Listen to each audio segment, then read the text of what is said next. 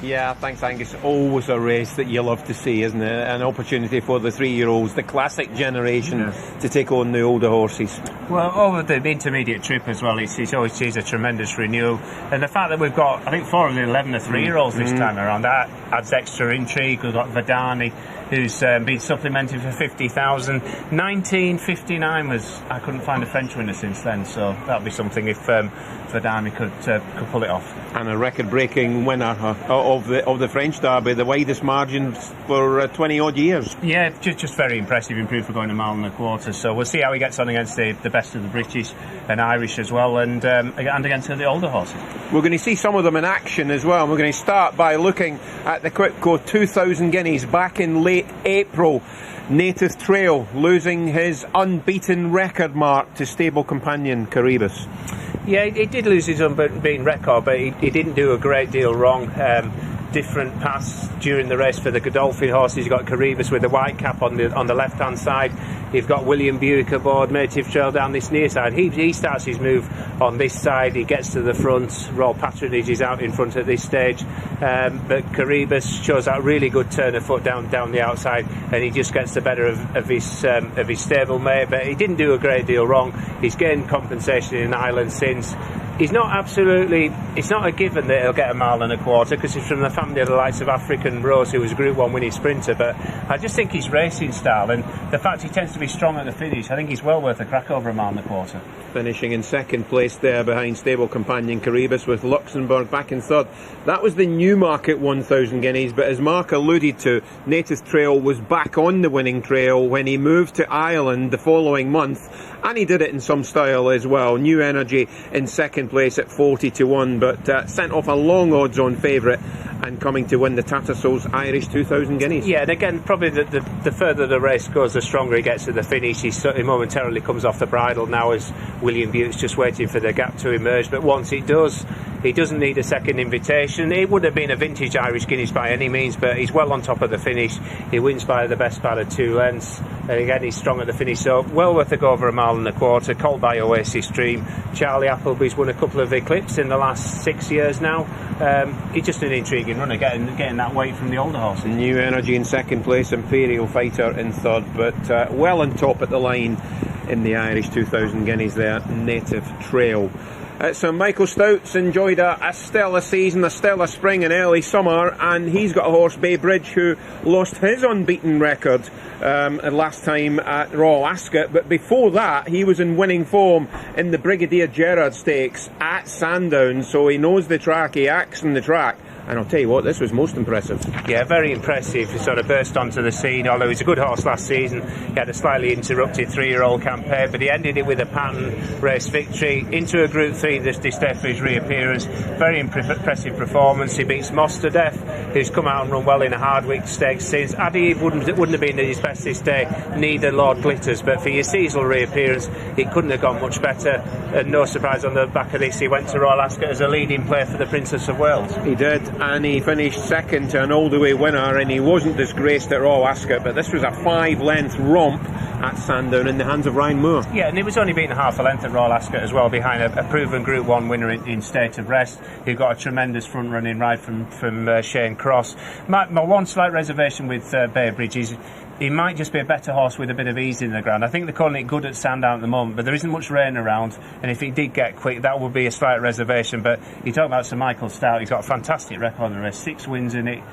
He's had a real resurgence, hasn't he, this season with some top quality horses, and Bay Bridge fits that bracket. William Haggis trains another of the older horses, the 4-year-old Alanqua, and this is another line of form coming from Ireland. This is the Tattersalls Gold Cup at the Curragh. A 4-year-old here, trained by William Haggis, ridden on this occasion by Tom Marquand. We've got Hive Definition in second, we've got Lord North in first, and it was a great finish. It was, yeah, again another top-class 4-year-old rated 120. He's won half of his 10 starts. Tom Marquand at his very best this day, and probably at his strongest as well. He got a good level of form last season, like Native Trail and like Bay Bridge. He's got Sandown form. He won a classic trial last season, and this race has already worked out well. He gets the better of Well, he beats high definition, but he got State of Rest down the outside. You've got Brune further back as well, who's come out and won a Hardwick Stakes. So it's a good level of form. Mile and a quarter, he's 3 wins from 4 starts. He's in very good form. Again, a slight question mark about the ground. He's never raced on quicker than good ground. So if it's genuine good ground, that would be in his favour. But if he got quicker, there would be a few questions to answer. And of course, the winner of the King Edward, the 7 stakes at Royal Ascot last year as well. And that was in very testing conditions. Just that was good ground at the Curragh. So if he's good at the weekend, that won't be a problem. But yeah, he's improving all the time. Next we move on to Mishra, a 5-year-old trained by John and Sadie Gosden, normally ridden by David Egan. 1 run so far this season, and that was finishing last of 14 in the Saudi Cup, a race he won last year. But here he is in last year's Eclipse, finishing in 3rd place, behind St Mark's Basilica and Adea. Yeah, it possibly wasn't at his very best. He certainly wasn't disgraced, but he finishes 3rd. He's beaten less than 4 lengths. The winner was exceptional. Unfortunately, he's no longer racing St Mark's Basilica. He got Adiyib in the yellow colours far side, but his very best performance last season, you'd have to say, was in the Judmont at York, where he beat Alanqua. He won by 6 lengths that day. On his day, he's an exceptional horse. He's earned over 11 million in prize money. That speaks for himself. He's a triple Group 1 winner. Question mark for him is, what form's he really in? We haven't seen him since the Saudi Cup back in the winter, where for whatever reason he didn't fire that day. So we know how good he is, or how good he has been in the past. At the moment, we're not quite sure is he as good as he used to be. 2nd, of course, over 1.5 miles last summer in the King George as well. Yeah, that probably stretched him. He didn't run a bad race in the King George, but 1.25 miles has always been his trip. And one more to look at, a horse that finished 6th in the Derby, Stone Age. We're going to look at the run before the Derby in Ireland in the Leopardstown Derby trial over 1.25 miles back in May. Yeah, this was his 2nd win of the season. He'd won his maiden by 9 lengths at Navan the time before. This is a Group 3, wins by 5.5 lengths.